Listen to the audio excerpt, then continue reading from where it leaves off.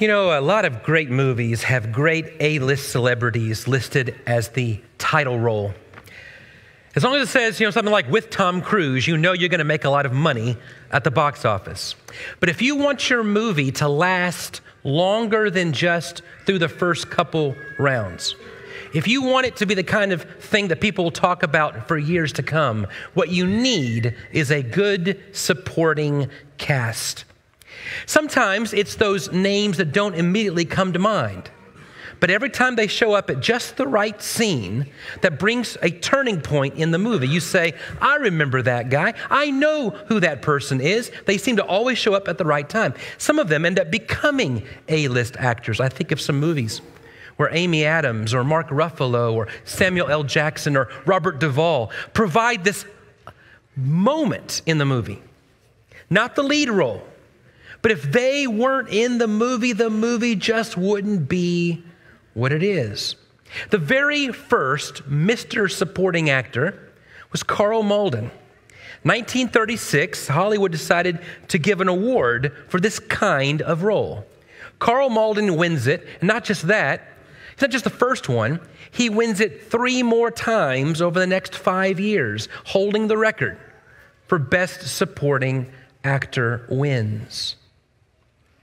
The Bible says that in our church, there is an incredible supporting cast. I know there are certain names that come to your mind. It may be the elders who serve in a congregation. It may be the person who helped build the building whose family becomes a legacy family in that congregation. There are names that rise to the top. But in any congregation, the truth is this: there is one main headliner whose name is Jesus Christ. And then all the rest of us are the supporting cast.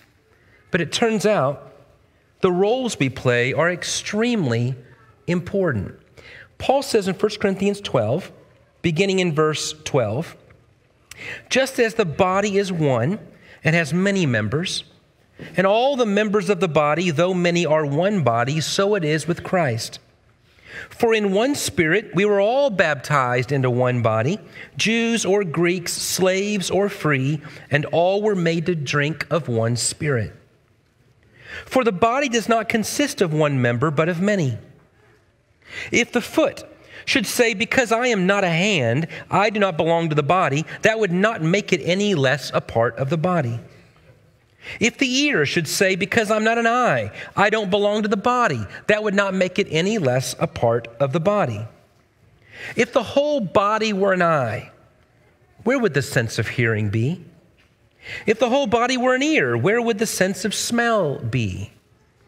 But as it is, God arranged the members in the body, each one of them as he chose. If all were a single member, where would the body be? As it is, there are many parts, yet one body. Now, it's easy to talk about supporting cast because they win awards. But did you know there's a role even lower on the totem pole than supporting cast? We call that the bit players. And there are people in Hollywood who just wait for the opportunity for their agent, if they can afford an agent, to send them a bit part.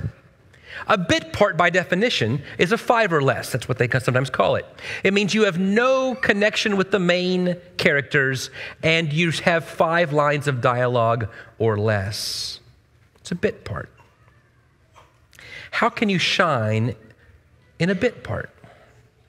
Well, Paul says, much in every way. Look in verse 21.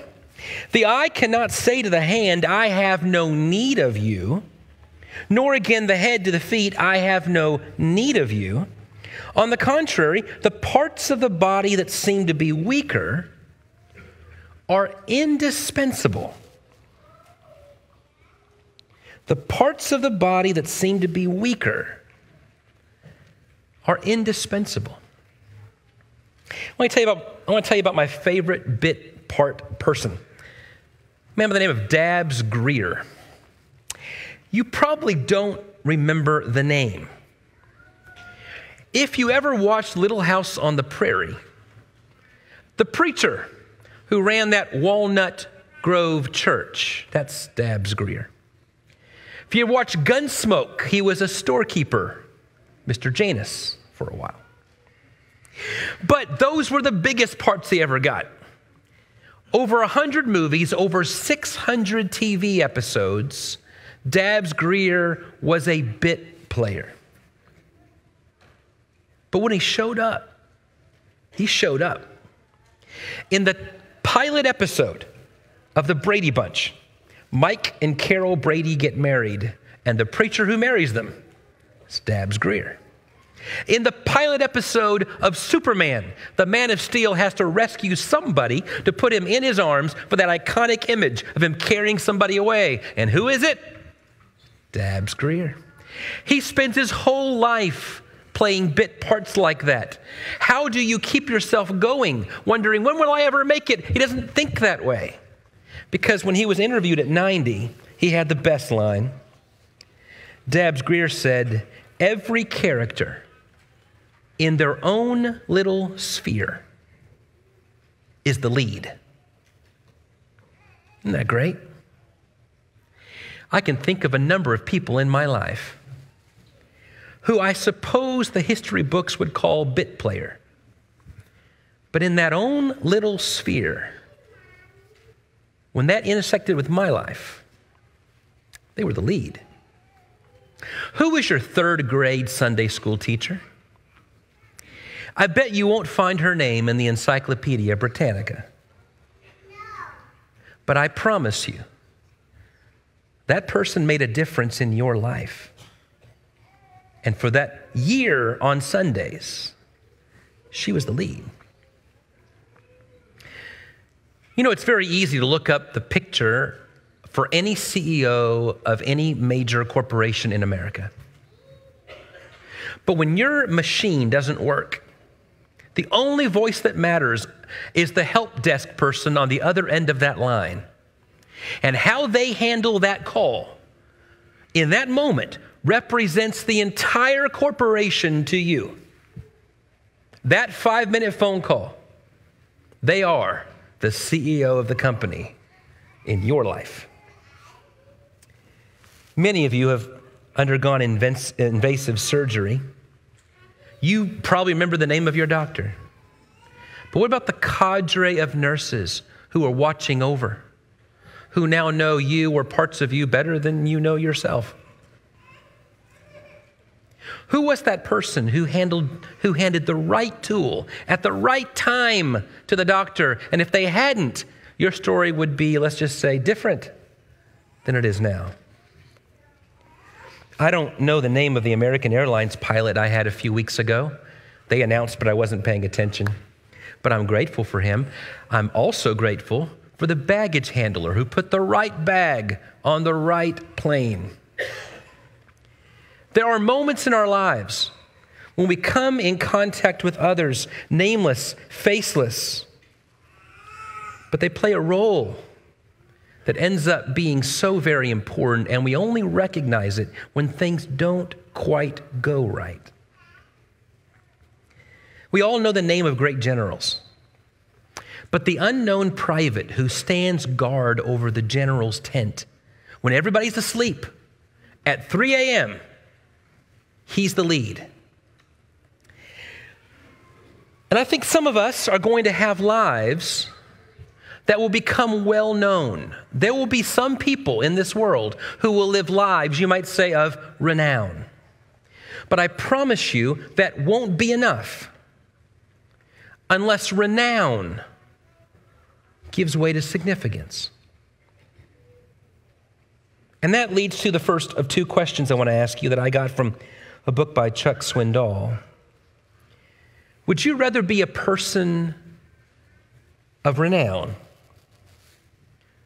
or a person of significance? In 2002, a movie came out kind of like Dead Poets Society, but at a lower level, called The Emperor's Club. Kevin Kline plays the role of William Hundert. He's a classics teacher at this prep school for kids. First day of class, he calls on a new student and says, "Why don't you go to the back, and I want you to read the plaque on the back wall." This boy looks up at the plaque and he tries to get the words out. He reads, I am Shutruk Nahunte, king of Ansam and Susa, sovereign of the land of Elam. I destroyed Sippar and took the stela of Haram Sin and brought it back to Elam, where I erected it as an offering to my God. Shutruk Nahunte, 1158 BC. Is anyone familiar with this guy? He says. And there's just a pregnant pause. Come on, says William Hundert. This is Shutruk Nahunte, sovereign of the land of Elam, destroyer of Sippar.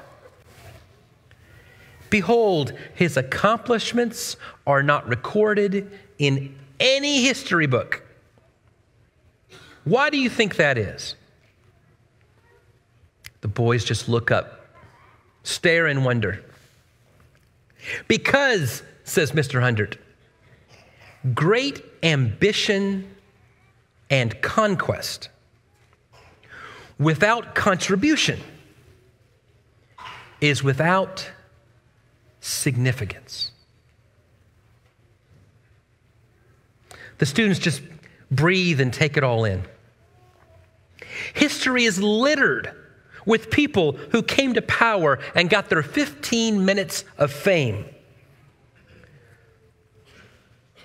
but who made no difference that would make their time on this earth worth sharing, because they divested others, but invested in no one but themselves.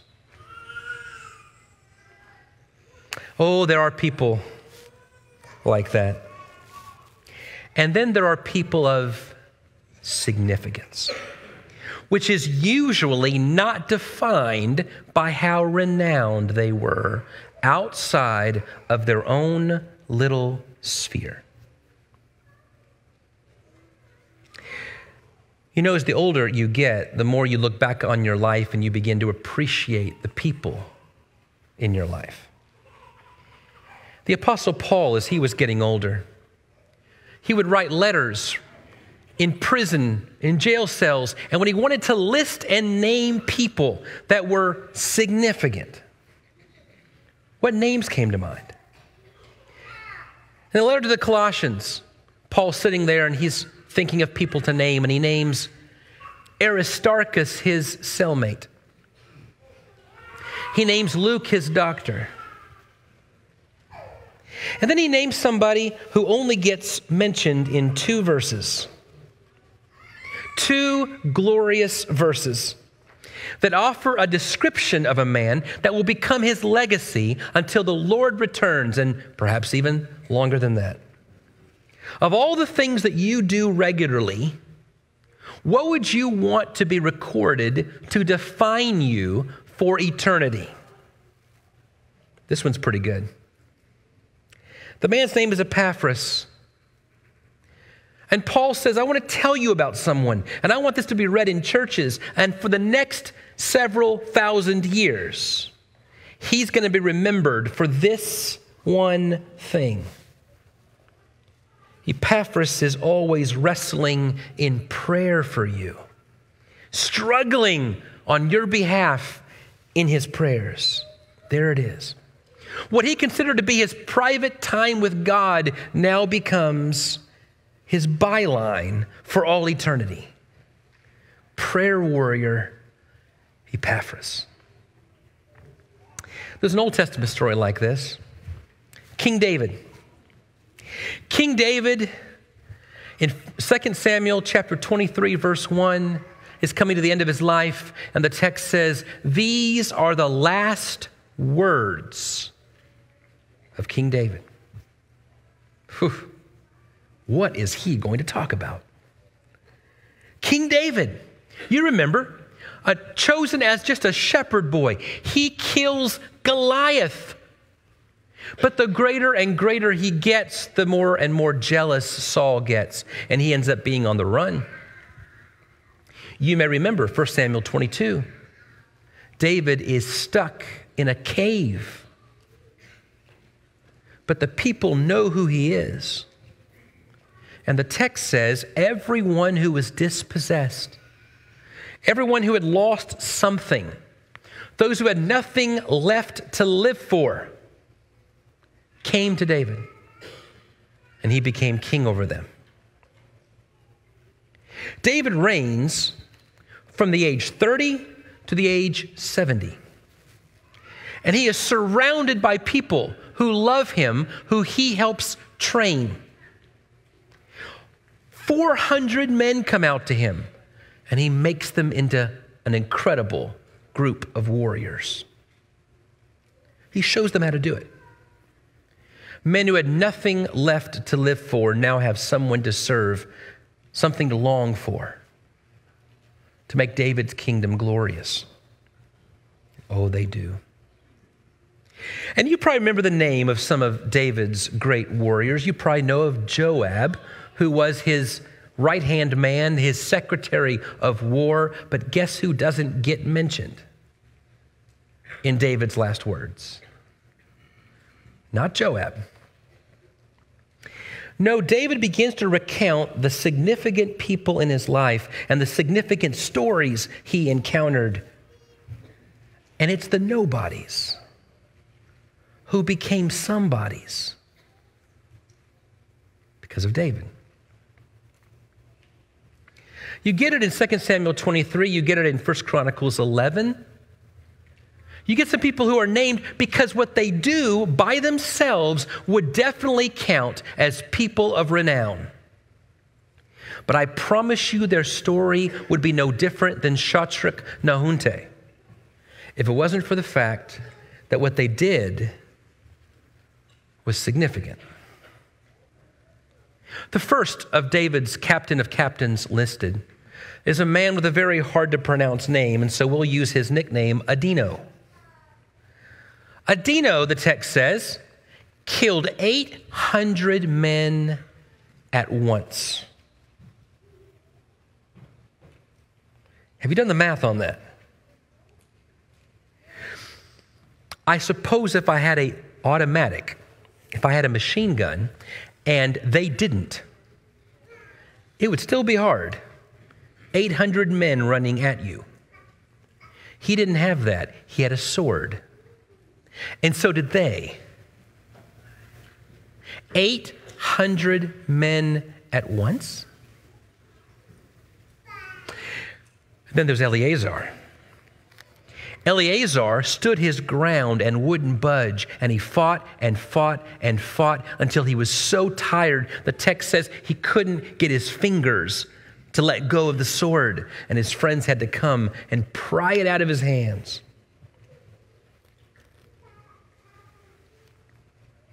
There's another of his men. Remember, over 400 he's talking about. There's 30 who make a band of brothers, and there's 3 who make the mighty men. But among that band of brothers, there's Benaiah.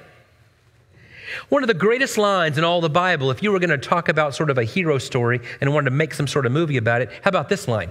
He killed a lion in a pit on a snowy day. A great line. Can you picture that?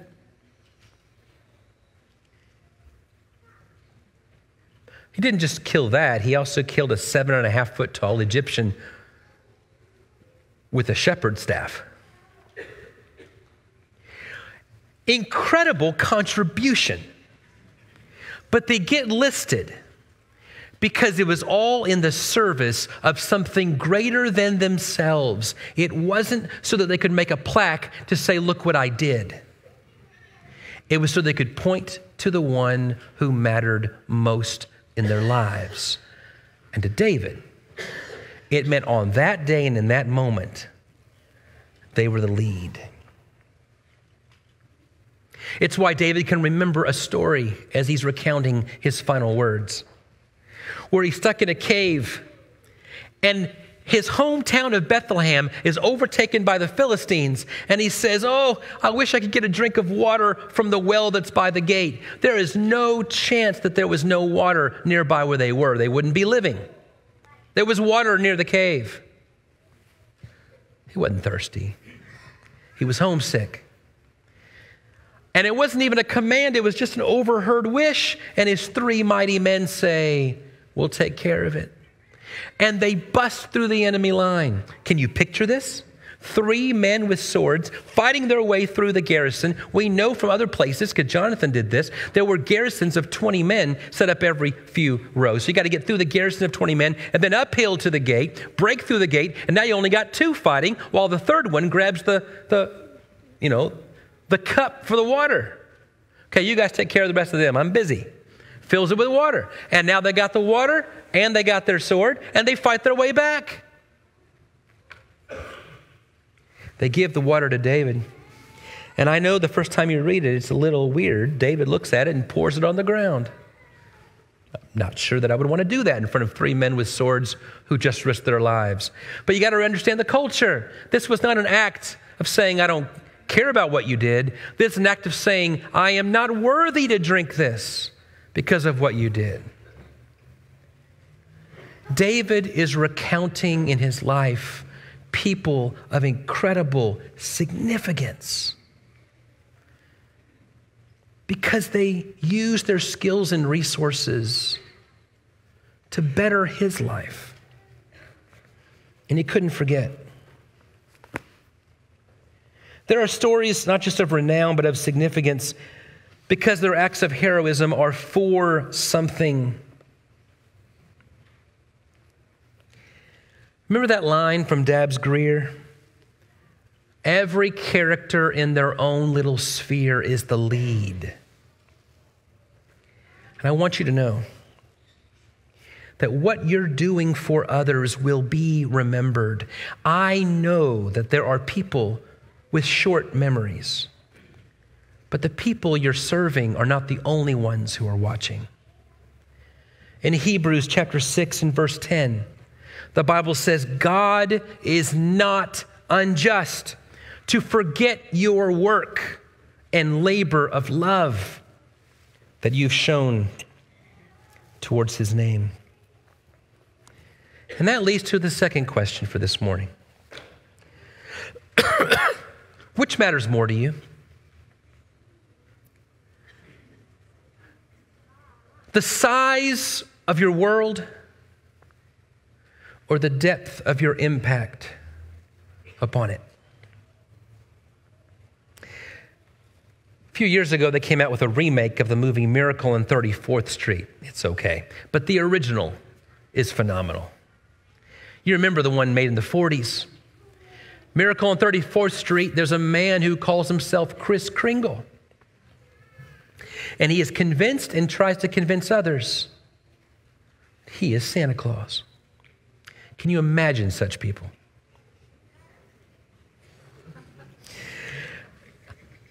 I love this movie. We come to the end of the movie, and the judge who's supposed to be trying this case is up for re-election. And the question is, what is he going to do? And he doesn't know what to do. He doesn't know either way he goes with this decision. He might be in trouble. And then the bit actor, who only has one scene, less than 5 lines, provides the turning point in the movie. He's in the basement of the post office. He's sorting mail. And a letter comes addressed to Kris Kringle. And he looks at the bags of mail waiting to go to Santa Claus, and he reads about the story of a man in a courthouse who claims to go by that name. And he gets the idea. Let's send the mail to him. The next thing you know, bags and bags of mail land on the judge's desk, addressed to Kris Kringle, and the address is the courthouse, and it gives the judge the line he's looking for. He says, if the federal government considers you to be Kris Kringle, who am I to deny it?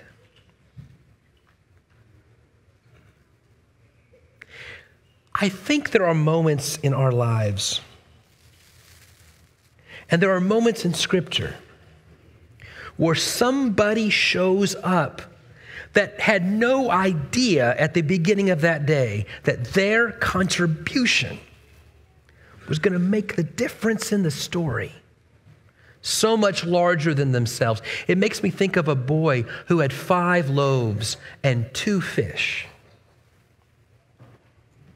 and just happened to be in the right place at the right time. It makes me think of that donkey who's carrying Balaam, who in a miracle moment is divinely given a bit part with some important lines.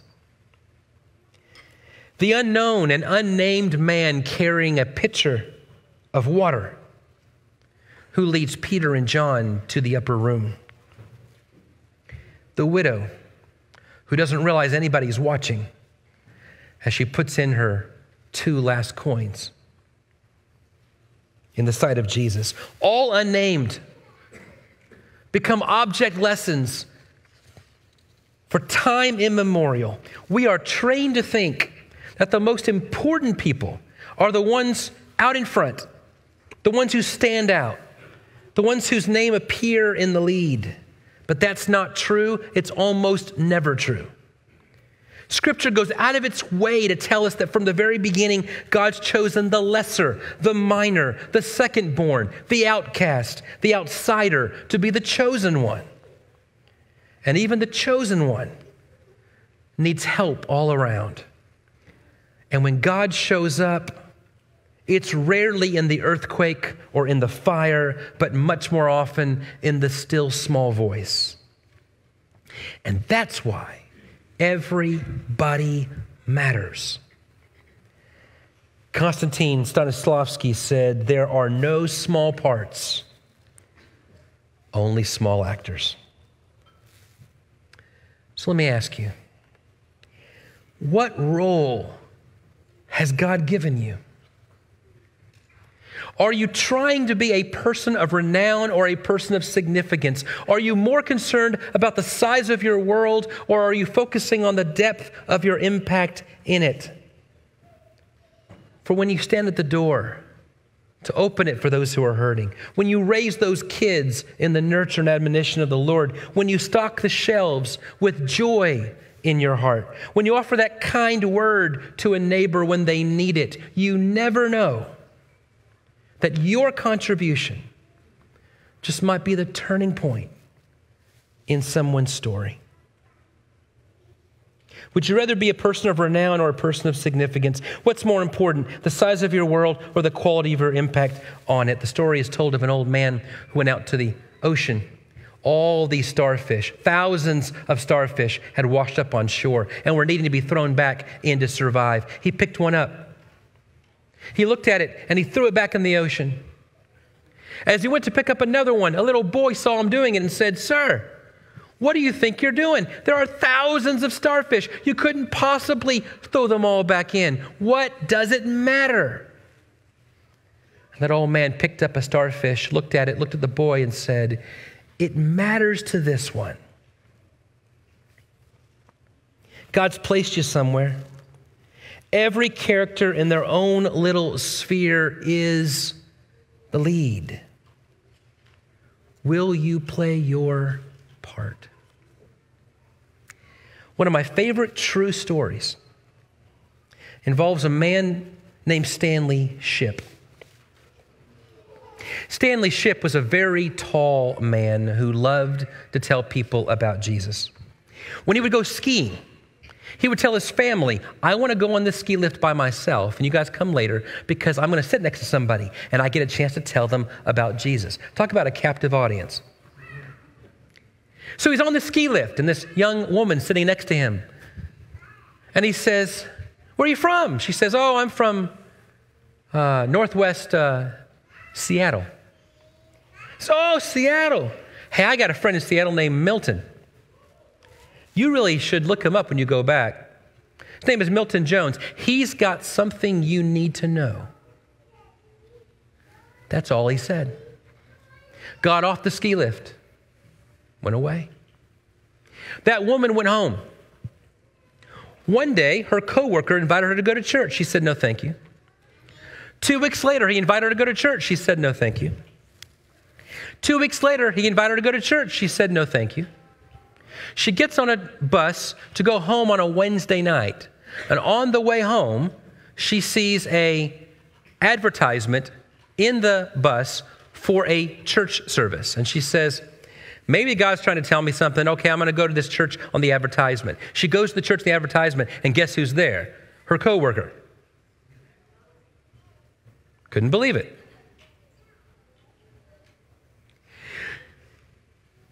The preacher is a man named Milton.